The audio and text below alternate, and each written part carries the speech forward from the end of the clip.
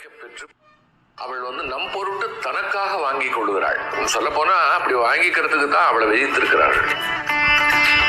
உஷ்ணம் அப்படின்னு சொல்றது உடல் உஷ்ணம் மட்டுமல்ல, நெருப்பு உஷ்ணம் மட்டுமல்ல, மனம் கூட சில நேரங்களிலே நிம்மதி இழந்து தவிக்கும் பொழுது ஒரு கொதிப்பு நிலையை அடையும்.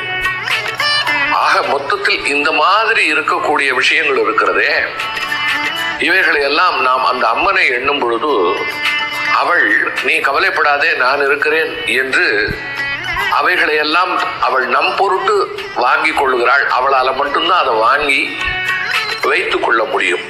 அதனால அவள் எப்பொழுதுமே வெப்பமயமாக கனன்று கொண்டே இருப்பாள். அவளுக்கு நிகழ்த்தப்படுகிற அபிஷேகங்களிலே இளநீருக்கு ஒரு பெரிய பங்கு உண்டு. இந்த இளநீருக்கு ஒரு பெரிய சிறப்பு என்ன அப்படின்னு சொன்னா,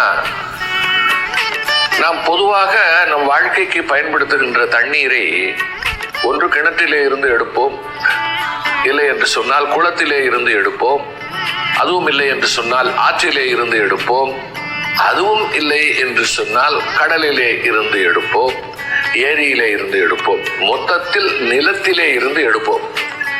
அப்படி எடுத்துத்தான் நாம் நீரை பயன்படுத்துகிறோம்.